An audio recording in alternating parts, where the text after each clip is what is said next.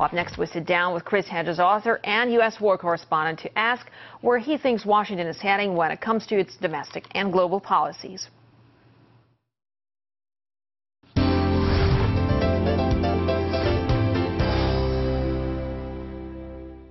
Chris Hedges is an American author, journalist, former war correspondent, and respected expert on Middle East politics. The Pulitzer Prize winner is also a man who is suing the U.S. President and Secretary of Defense. We'll be talking about that and a range of other issues as Mr. Hedges joins me now for a one-on-one interview.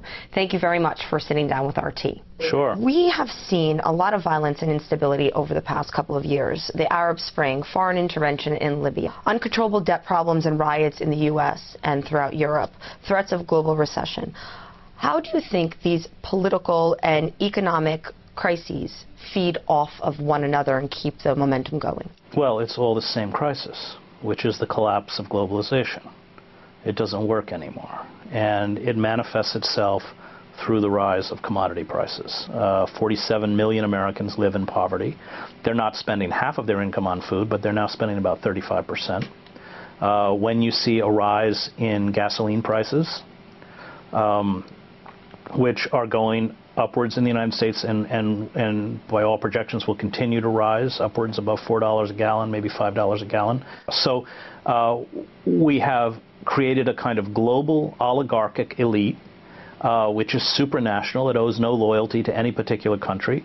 It has reduced the working class within the United States, within the developing world, to a level of almost subsistence existence.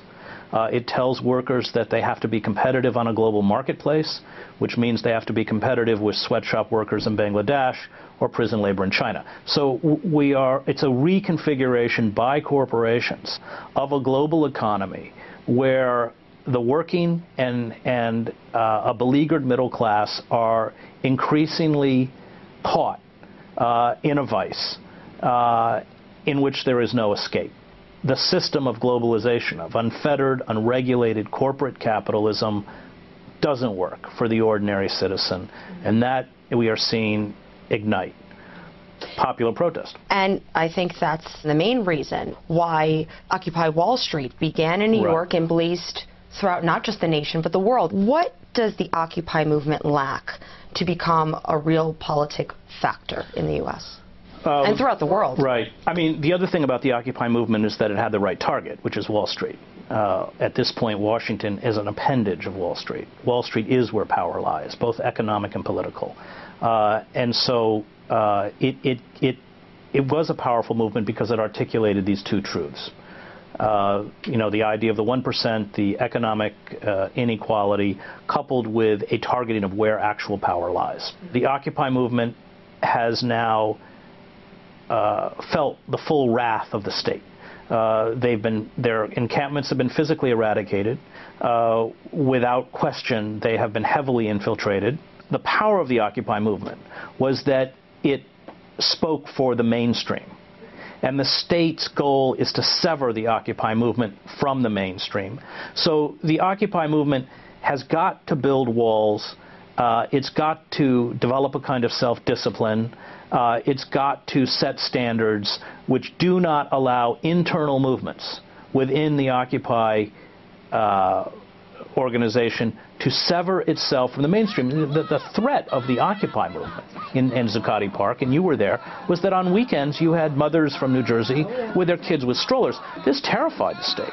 So the Occupy movement, they have to form agreements by which they can operate. And the second thing is that they have to begin to organize around very specific issues. I think if the Occupy movement organizes around raising the minimum wage from $7.25 an hour, which is the federal minimum wage, to $10 an hour, it can galvanize around an issue. 70% of Americans, by the way, support a rise of the minimum wage. In order to keep labor with it, it has to latch onto issues such as the raising the minimum wage that will bring labor out into the street and keep the mainstream, keep it as the kind of vanguard movement of the mainstream. Whether it can do that or not, I don't know. We'll have to see. What role do you see for U.S. banks and U.S. corporations? How else, if not through them, can the economy get a recovery? Well, not only are we not in a recovery, I mean, the banks are playing some very dirty games. The fact that we've not regulated the banks,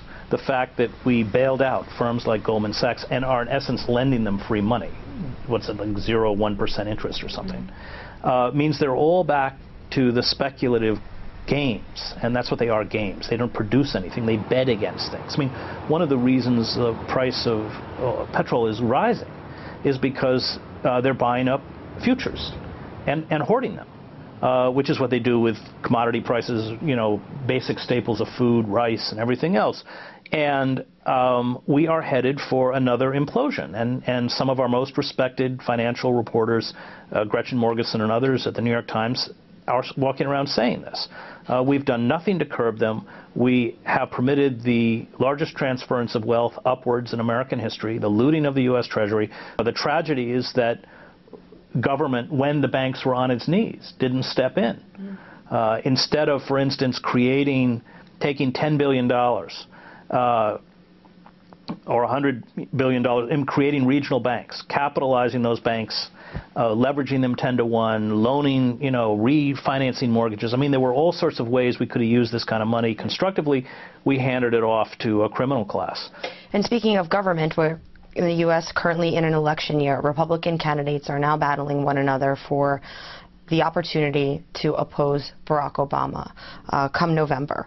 However, skeptics view both parties as more similar than different, because we've seen military invasions, corporate bailouts, and breaks for the wealthiest under both Democrats and Republicans. How can a new political force start to grow in America if it's sort of the same type of cycle every 4 years? Well, that's the problem.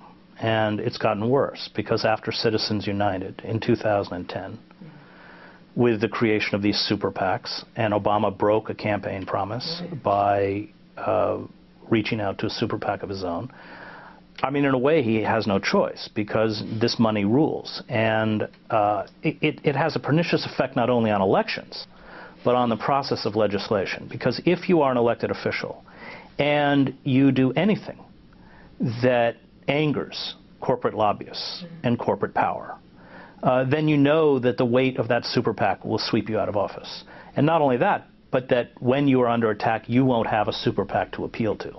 So it is essentially destroyed. I mean, it's all political theater. I mean, look at what the Republican debate is. What's it about? Moon colonies, according to Newt Gingrich. And when 13,000 people live on the moon, they can apply to be a state. You know, that was a good one. The fact is, the personal narratives and personal opinions of political candidates do not matter. There is no way to vote in this country against the interests of Goldman Sachs. Obama is a more appealing political candidate because he's sane, but power, I mean, look, the Obama administration has carried out the policies of the George W. Bush administration, whether in terms of Wall Street, imperial projects, a failure to address the suffering of the working class, address the long-term unemployment crisis. We have cities now filing for bankruptcy, states that are talking about filing for bankruptcy, and the federal government is doing nothing except squandering $4 trillion on wars that we're going to lose, we're losing, and handing money over to a class on Wall Street that is complicitous in essentially hollowing the country out from the inside. You are a plaintiff in a case you're suing U.S. President Barack Obama and Secretary of Defense Leon Panetta over the National Defense Authorization Act. From what I read, Daniel Ellsberg, Noam Chomsky, and other activists have now joined you in that lawsuit. You're scheduled to appear in court at the end of this month. What are you realistically aiming for? Well, the law is clearly unconstitutional. I mean, I don't think you need to be a legal scholar to figure that one. You don't, but it was still signed into law. Yes, it was. And at the lower level, there are certainly judges. Unfortunately, we may not have been handed one, but there are judges that I think would find the courage to rule that. The problem is that if it got to the Supreme Court, given the composition of the court, it seems very likely that we would not win. However, I think it does raise public consciousness. It creates an awareness of this law.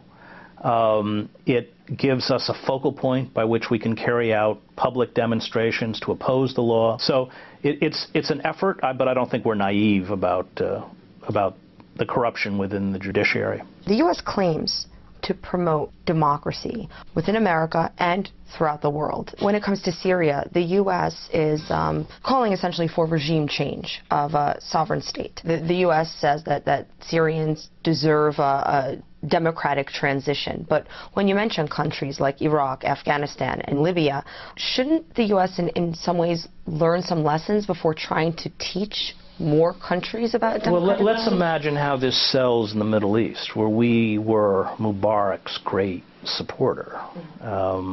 You know, I don't think anyone in the Muslim world thinks that we care much about human rights or democracy.